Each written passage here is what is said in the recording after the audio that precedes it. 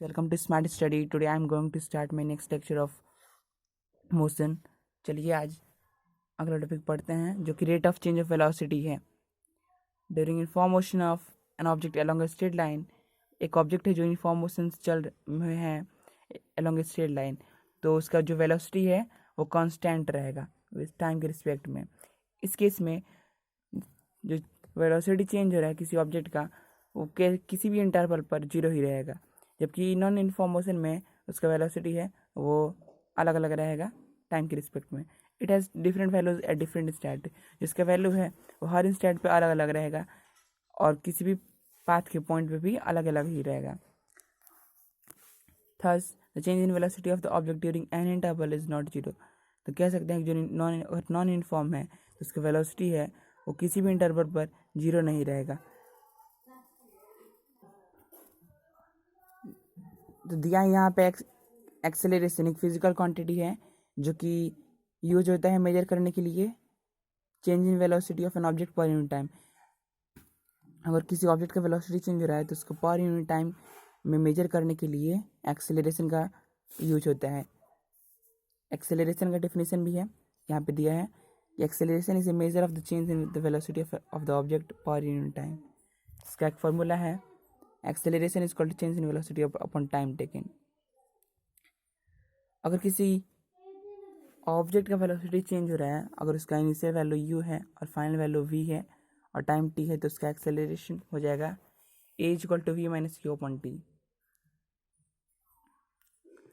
तो this kind of motion is known as accelerated motion.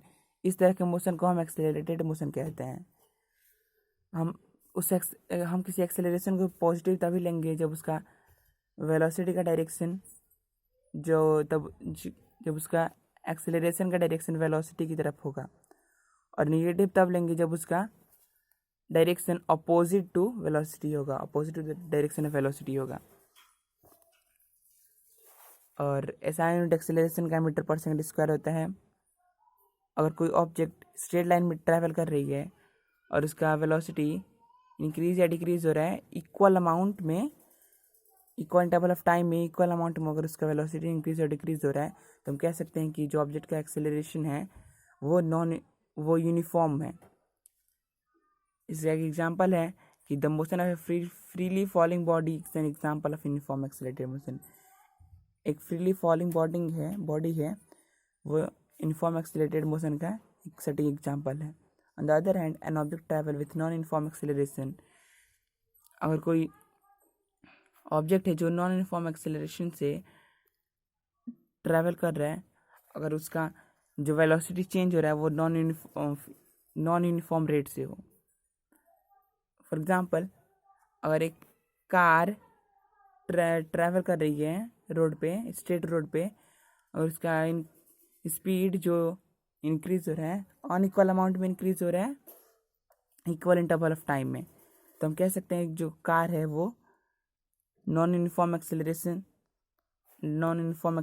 में है. चलिए इसका एग्जांपल देखते हैं. दिया है कि starting from stationary position, Rahul pedals his bicycle to attain a velocity of 6 metre per second in 30 second. Rahul अपनी साइकिल का पैडल चला रहा है ताकि वो एक वेलोसिटी अटेन कर पाए 6 मीटर पर सेकेंड का. 30 सेकेंड में वो पैडल मारने के बाद 6 मीटर पर सेकेंड का वेलोसिटी उसका हो जा रहा है साइकिल का. फिर वो ब्रेक लगा रहा है तो उसका बाइसाइकिल का जो वेलोसिटी है वो कम डाउन हो जा रहा है 4 मीटर पर सेकेंड के रफ्तार में हो जा रहा है. 5 सेकेंड में इतना नीचे आ जा रहा है. तो उसका जो कैलकुलेट कह रहा है कि बोथ केस में उसका एक्सेलरेशन, दोनों ही केस में उसका एक्सेलरेशन को कैलकुलेट कीजिए. चलिए इसका सोल्यूशन है कि जो उसका फर्स्ट केस है उसमें इनिशियल वेलोसिटी है 0 और फाइनल वेलोसिटी है 6 मीटर पर सेकेंड और टाइम है 30 सेकेंड. तो जो इसका फॉर्मूला है a equal to v minus u upon t, उसमें सब्सटीट्यूट कर देंगे उसका वैल्यू, तो हो जाएगा 6 metre per second minus 0 metre per second upon 30 second. तो इसका आंसर आ जाएगा 0.2 metre per second square. In second का दूसरे केस में जो इनिशियल वेलोसिटी है वो 6 मीटर पर सेकेंड है और उसका फाइनल वेलोसिटी है 4 मीटर पर सेकेंड. उसको टाइम लगा है 5 सेकेंड, तो हो जाएगा 4 metre per second minus 6 metre per second upon 5 second. तो इसका आंसर आएगा -0.4 मीटर पर सेकेंड स्क्वायर।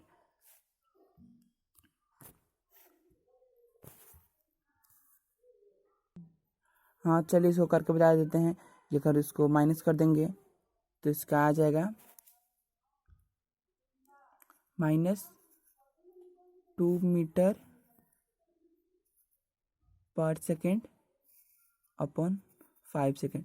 फिर इसको कटाएंगे तो आ जाएगा -0.4 मीटर पर सेकेंड। तो फर्स्ट केस में आया 0.2 मीटर पर सेकेंड और सेकेंड केस में 0.4 मीटर पर सेकेंड स्क्वायर।